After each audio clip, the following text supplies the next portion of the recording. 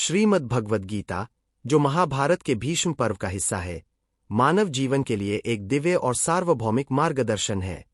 इसमें भगवान श्री कृष्ण ने अर्जुन के माध्यम से समस्त मानवता को जीवन के हर पहलू का ज्ञान दिया है। उन्होंने मन की चंचलता और उसे नियंत्रित करने के महत्व पर विशेष रूप से प्रकाश डाला है। गीता में मन को नियंत्रित करने के लिए जो उपाय बताए गए हैं, वे केवल सैद्धांतिक नहीं है, बल्कि व्यावहारिक और वैज्ञानिक है। मन की प्रकृति, पहला कदम समझना। भगवान कृष्ण ने सबसे पहले मन की प्रकृति को समझाना आवश्यक समझा। गीता के 6 अध्याय में वे कहते हैं, चंचल ही मन, कृष्ण प्रमाथि बलवदृढ़म, तस्याह निग्रहे मने वायोरिव सुदुष्करम। अर्थात, हे कृष्ण, यह मन बड़ा ही चंचल, प्रमथन करने वाला, बलवान और दृढ़ है। मुझे इसके निग्रह को वायु के निग्रह के समान अत्यंत दुष्कर कार्य प्रतीत होता है। यहाँ अर्जुन मन की 3 मुख्य विशेषताएं बता रहे हैं।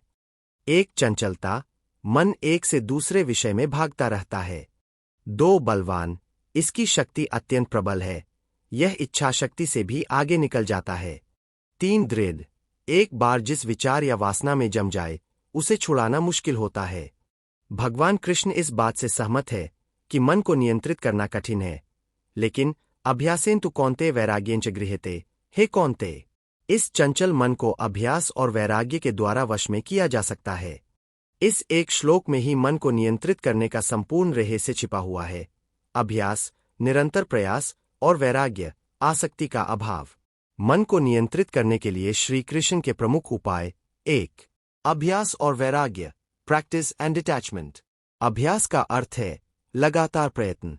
जिस तरह एक मछुआरा लगातार जाल फेंककर अंततः मछली पकड़ लेता है, उसी तरह निरंतर अभ्यास से मन पर नियंत्रण पाया जा सकता है।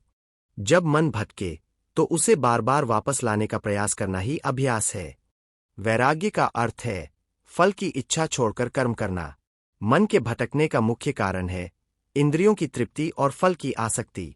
जब हम कर्म के फल से मोह छोड़ देते हैं, तो मन विफलता या सफलता से विचलित नहीं होता। यही कर्मयोग का सार है। 2. आत्मज्ञान और आत्मदर्शन, सेल्फ रियलाइजेशन। श्री कृष्ण कहते हैं कि मनुष्य को अपनी वास्तविक पहचान का ज्ञान होना चाहिए। हम शरीर नहीं, बल्कि आत्मा है। यह शरीर नश्वर है, जबकि आत्मा अमर है।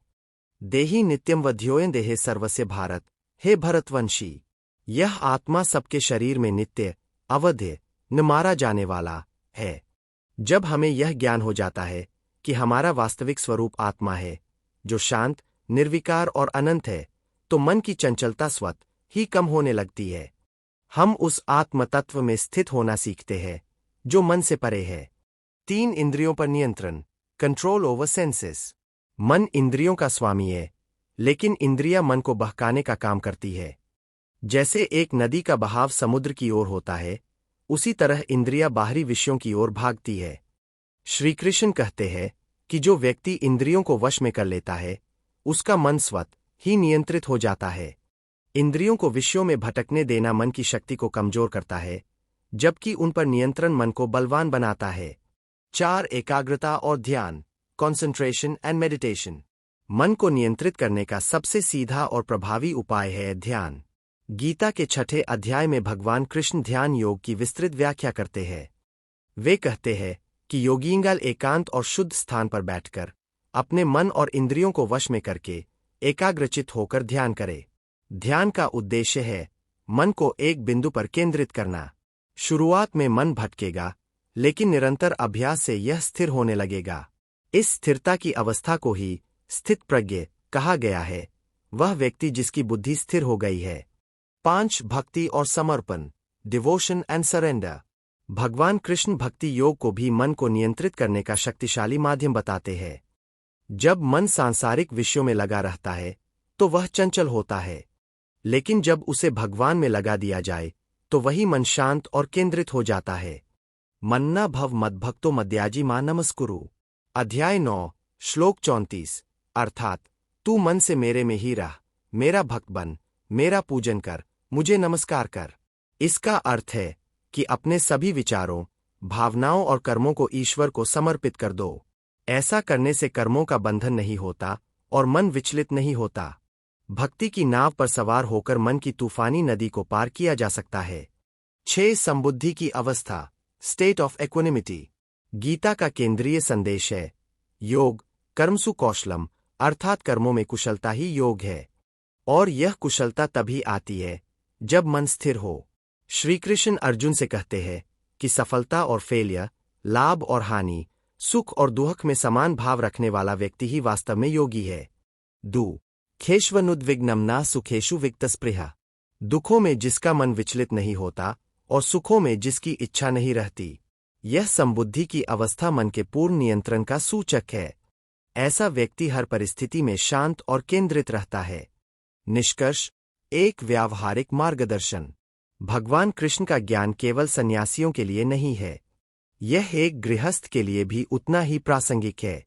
मन को नियंत्रित करने का अर्थ जड़ या निष्क्रिय होना नहीं है, बल्कि एक ऐसी गतिशील शांति प्राप्त करना है जहां व्यक्ति बाहरी उथल पुथल से अप्रभावित रहकर अपने कर्तव्यों का निर्वाह कर सके।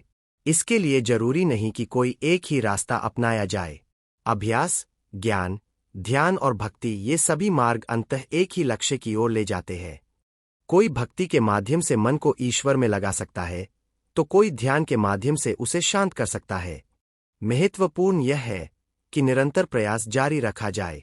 जैसे एक अशांत झील का पानी गंदला और अशांत होता है, लेकिन जब उसे शांत छोड़ दिया जाए तो गाद तली में बैठ जाती है और पानी स्वच्छ और निर्मल हो जाता है।